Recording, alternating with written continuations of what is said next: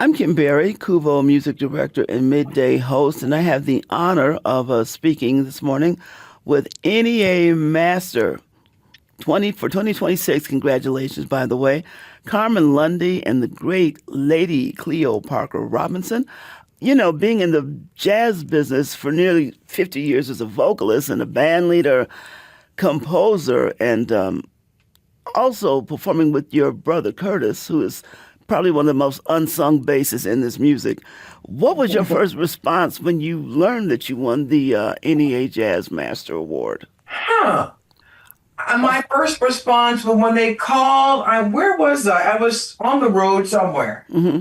And I thought, I think I was on Martha's Vineyard, actually, my first time at Martha's Vineyard. Wow. And I was like, okay, the NEA it's like they want to talk to me. And I'm like, oh, they probably want me to be on some panel or something. You know?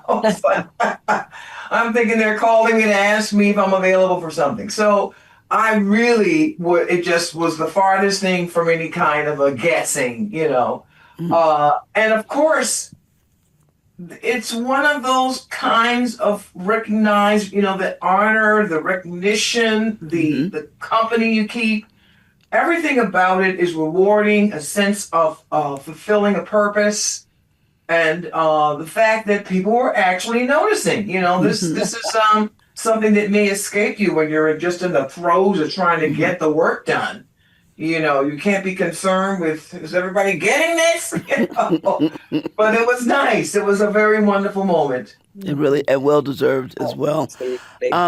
You ladies, Carmen and Miss Cleo, you go back a ways. You performed together on several, not performed together, but she's worked with you on several occasions. Can you both discuss that? First of all, congratulations, Carmen. That is so exciting. And when I saw that, and I went, and how divine is that you'll be with us right after you've received this national award.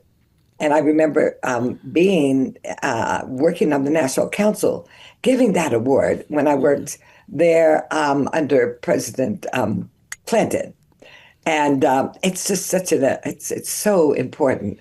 And for us to keep the jazz alive is so, I mean, we think it's going to be here forever, but we just have to keep it. Absolutely. We have to always value it. And I think when we did Mary Lou's Mass, that was when Carmen came in with her brother and Jerry Allen on piano, and we had Vicki Aberter, who did the choir, and Darrell Walker. It was magnificent. And we got to do it twice. We really did. I mean, and we closed, I think, the auditorium. Okay.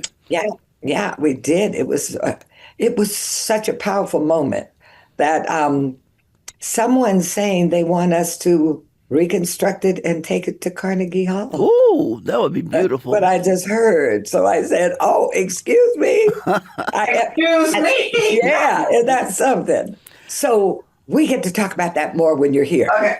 Isn't that something? Okay. That's something special. Oh, and it's Mary Lou's Mass. Yes, Mary Lou Williams. And you know, I must tell you, with all the deepest respect, having performed that Mass dozens of times, what you brought, the story you told through the dance, was, in my experience, one of the highest renderings and exposés of this creative genius at work, and the story and the movement, the care given, the dancers, the quality of the work. Still, for me, is one of our best performances. Oh my, it was magical. It really was. But you brought the power. I mean, it was like everyone was so in tune, that sense of oneness, no matter whether it was the band, whether it was the singers, whether it was the choir, or whether it was Jerry on piano. The dancers were so moved. I mean, the music came through their bodies. And Mary Lou's, her spirit was really there. I mean, that's what really happened. I mean, I felt like you always say it, but when you know it, you did that. And we're so grateful. We're so grateful. Well, I just want to add one thing. Now, a lot of our audience may not be familiar with Mary Lou's Mass. And you, I mean, your Denver audience know it. Mm-hmm. The Right. participated. I just want to kind of Give them the context. Yeah, like the masses was written after she converted to Catholicism. Yes. And I think she was commissioned by the Pope at that She time was to write commissioned by the Pope. this mass. And what she did was she thought, okay, it was in the 70s. Okay, and I think what she was like, okay, I want young people to come into our fold and be part of this jazz life. So she wrote the music with that in mind. Absolutely. So she took the rhythms of the time, the bossa nova, the James Brown funk, the swinging. You know what I'm saying? And she put it all together. So it's something to see. And let's do this again. Oh, we must. And she put that beautiful moment of Dr. King and Malcolm X together. It was just unbelievable. But what was also wonderful is that I had met her.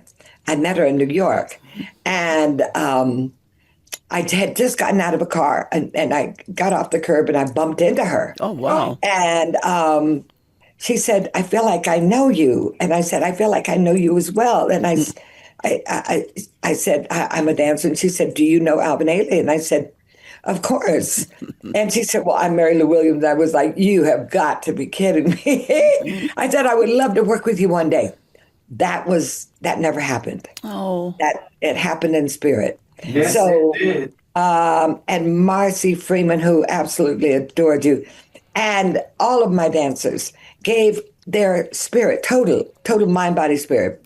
And now I have to say this, the last thing. Those dancers that did that piece have stayed together wherever they are in the country more than any company that I've had in 55 years. Wow. It's that piece that kept them united. That's Isn't that incredible. something? So, ashe. Carmen, you've had the opportunity to work as a resident clinician at Betty Carter's Jazz Ahead at the Kennedy Center. You did this for over 20 years, I understand. And Miss Betty, we miss her so much. She was just such a staunch supporter and an educator for young, emerging jazz talent. Those are big shoes to kind of get involved in the field. How did you approach continuing her legacy? Oh, wow. Okay, I'll try to be brief. Betty Carter, you mentioned my brother Curtis Lundy. He used to play with her. And he was her bassist. So I'm on the guest list. Wherever in the world is like, put me on the guest list. So, me and my brother introduces me to Betty once, twice, 3, 4 times. And then she was, isn't that cute? She's singing, that's so cute. But she didn't really, I don't think she really grasped that I was a serious, and pursuit. Until maybe a couple of years down the road, right? So, but from that point, when she realized that I meant every, when I was there for it, I think it opened both of us up to, I think she was like relieved that there was actually some young person who was, deeply committed already, right? My brother certainly didn't help having a brother who played with her, but I learned so much from being in her presence, from being in the room. Fast forward to maybe 10, 12 years in, and I would still go to her gigs. One night I think it was her first time I'd seen her here in LA, Catalina. But that one in Broadway, the one that Bill Cosby reintroduced her to the world in New York, I was there for that concert too. But the one here in LA, she invited me to the stage. Oh my!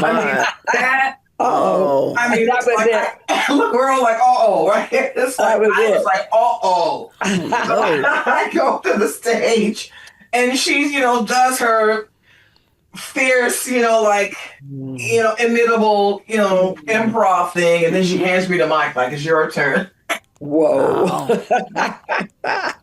So that's when I really kind of got a sense that she really embraced the idea of this young lady coming into the fold with the music, right? So And then I think we saw each other like that. I think I had a gig at Sweet Basil Oh, yeah. in the late '90s, and she came to my gig, and I asked her to sit in. Oh, I love it. That was the coolest thing ever. Okay. That is awesome. Oh, So, wow. and then I think there was a year toward the end of the '90s. Yeah, it might have been like 3 or 4 weeks before we lost her. Yeah. Before she transitioned. We were at the NEA Jazz Festival, Oh, wow. That's and beautiful. we were in the same room, the Van Gogh Hall. So Diane Reeves, Carmen Lundy, Oh, my wow. I God. think it's Sandra Wilson, Betty Carter, right? Woo, And that's a powerhouse. yes. So Wow. I remember going backstage because they have these sort of dressing rooms they sort of set up for us and everything. Hmm. And I remember walking over to her and just saying, Miss Carter, I just want to thank you from the bottom of my heart for all you've done for so many of us, and just you've touched me. It really inspired me. And she's like sort of like pulls back in her seat, and so That's deep. she had she was on the same stage as me, Hmm.